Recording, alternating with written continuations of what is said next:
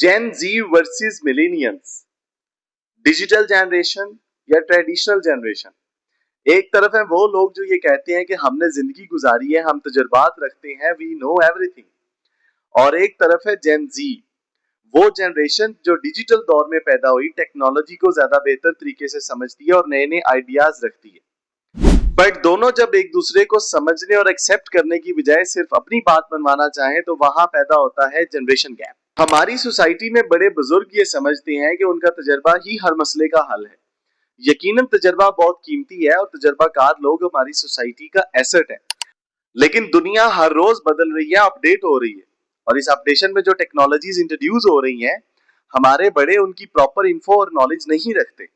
जबकि जेन जी internet, social media, AI और digital skills के साथ बड़ी हो रही है और इन सब टेक्नोलॉजीज को अपने पेरेंट्स या उस्ताजा से ज्यादा बेहतर समझती है। मसला तब पैदा होता है जब बुजुर्ग नए नजरियात को रिजेक्ट करते हैं और जेन जी को यह लगता है कि हमारे ओपिनियंस को डिसरिस्पेक्ट किया गया है, हमारे ओपिनियंस को डिसऑन किया गया है। मैं एक प्राइवेट कॉलेज में प्रिंसिपल हूँ और मेरे पास रोज कोई ना कोई ऐसा केस आता है जिसमें माँ बाप बेबस होकर ये कहते हैं कि हमारी बेटी या बेटे को समझाइए, हमारी बात नहीं सुनता या फोन का बहुत ज्यादा इस्तेमाल करता है, वगैरह वगैरह।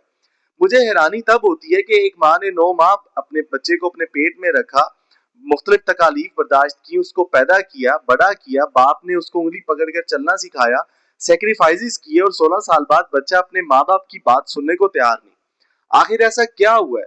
तो हुआ ये है कि जब उसके ओपिनियंस को रिस्पेक्ट करने का वक्त था तो हमने उसको ये कहकर चुप करवा दिया कि तुम कुछ नहीं जानते, हमने जिंदगी गुजारी है, वी नो एवरीथिंग, हमें सब पता है। Now the ball is in his court. अब उसकी बारी है और वो आपकी बात सुनने को तैयार नहीं। और इसकी वजह से घरों में टेंशन्स पैदा हो रही हैं और स्कूल और कॉलेजेस में उस्ताजा का एहतराम कम होता चला जा रहा है और कई नौजवान अपने बुजुर्गों से, बड़ों से इमोशनली डिस्कनेक्ट होते चले जा रहे हैं। इस मसले का हल ना तो बुजुर्गों की किसी जिद में है और ना ही जेन जी की बगावत में।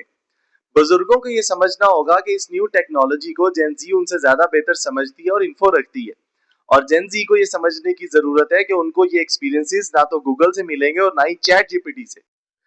किसी भी सोसाइटी की तरक्की या डेवलपमेंट सिर्फ तभी मुमकिन है जब एक्सपीरियंस और टेक्नोलॉजी एक दूसरे के मुकाबिल नहीं बल्कि एक दूसरे के साथ खड़े होंगे।